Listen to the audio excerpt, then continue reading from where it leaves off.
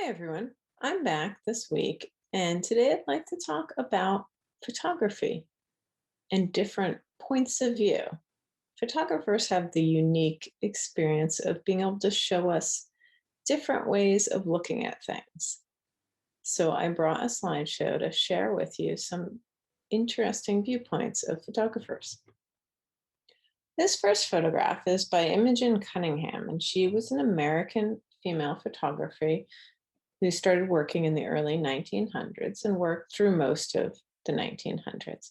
She was known for a lot of things, but one of them was taking really close up shots, stark black and white images of things where you have to guess, what is that? What do you think this is? She really liked taking pictures of botanical subjects, so plants and flowers. And this is the spines of a cactus. Looks like a barrel cactus or something. So, what makes the photograph is really the sharp lines, the diagonal lines and horizontal lines, and the really sharp difference in black and white. Here's another one, something we see a lot around Alameda and agave. And since she's only taken a part of the plant, you can't see the whole plant. It really draws the eye to the shapes the spikes make and the stripes of the different colors on the plant. And this is a local photographer, Michael Light, who's practicing now. And these, when I first saw these, I knew they were photographs. I saw them in a gallery. They were huge, but they look like paintings. You couldn't quite figure it out. I had to read about it. And he has an airplane. So he likes to fly a small plane around and he takes his pictures from the plane. Can you figure out what this is? That didn't help me. This is a dry lake bed, and all these lines are the vehicle tracks of cars and all-terrain vehicles that drive all across there. And the light is unique because it was taken at dusk. So they're very painterly. And this would be sort of a bird's eye view of things. He's up way up high. So he's showing you a perspective that you don't ever really get to see. Maybe if you're in a plane flying across the country, but I've never seen something quite like this flying across the country. So this is another lake bed, and you can see sort of the trails that some water makes and also vehicle marks, but they're really like paintings. This is a photographer, Spanish photographer, Pedro Correa. And here's another very painterly photograph. And he's paid special attention to the vertical and horizontal lines. And this is another bird's eye perspective. He's looking down on this person, down, I think, through a window. Maybe this is a heater at the bottom, the grates of a heater. And there's a person on the street. But it makes almost just a beautiful painting or drawing, how he's chosen, what he's chosen to show you. He's not showing you the whole street scene, just this very specific piece. Here's another of his photographs from another interesting perspective. So now we're not way up high, but we're down below. We're under the floor looking up at people's feet. And it's a little disembodied. You're not sure what's going on, again, because he's cropped this picture. The viewpoint he's showing you is just this small viewpoint. So it makes the lines and the colors and the patterns of the feet as important as the whole scene. And this is a Japanese photographer, Rinko Kawauchi, and she is taking these from yet another viewpoint. This is, if you can tell, this is a cropped close-up portion of a sewing machine. But it's sort of taken from the site of the fabric going under the foot. So it's like you're the fabric, or maybe you're the person sewing.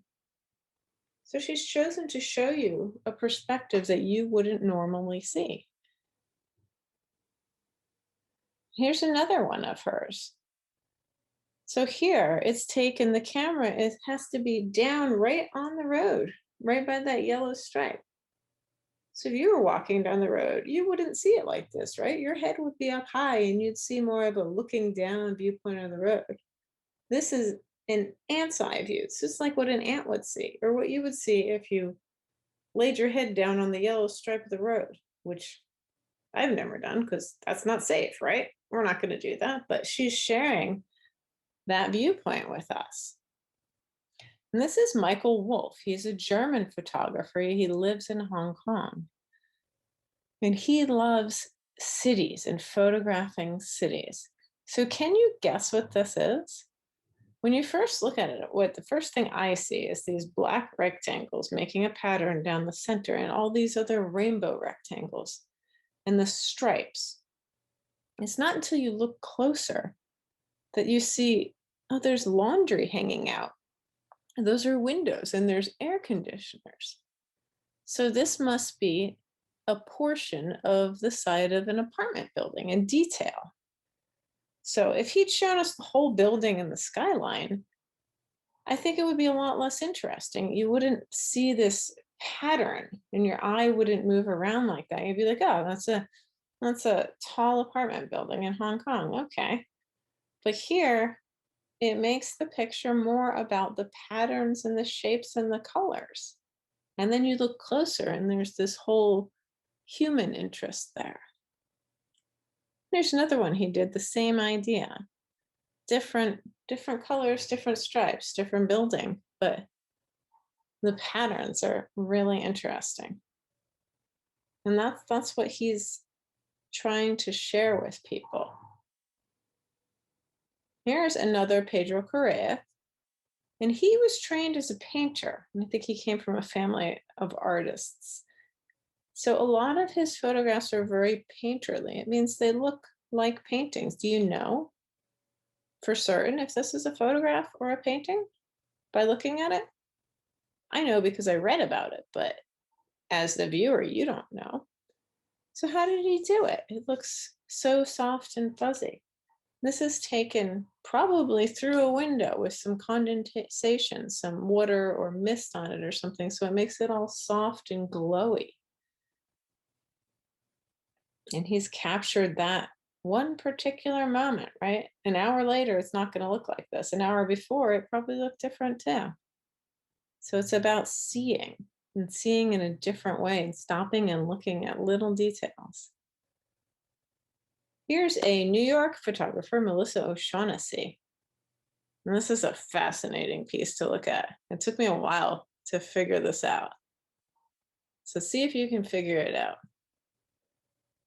We've got on the right, I think there's like a glass spiral staircase. So you've got the figure with the bright red backpack or bag. So your eye goes to that.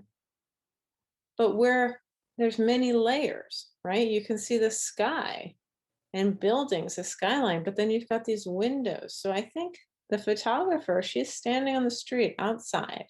She's taking a picture through the window and also capturing the reflection on the window and the skyline across the street and the apartment building maybe next door. And this is something I think if you were walking, you might walk right by and you wouldn't even notice this fascinating scene. But because she saw it and she captured it, we can look at it and study it and sort of marvel at it. Some photographers like to share their sense of humor. This is Elliot Erwitt, and he clearly had a sense of humor. What's going on in here? Can you tell? I saw this and I just had to stop and look for a minute. I'm like, what is happening? So I think, is it a man? Is it a dog? Is it a man dog?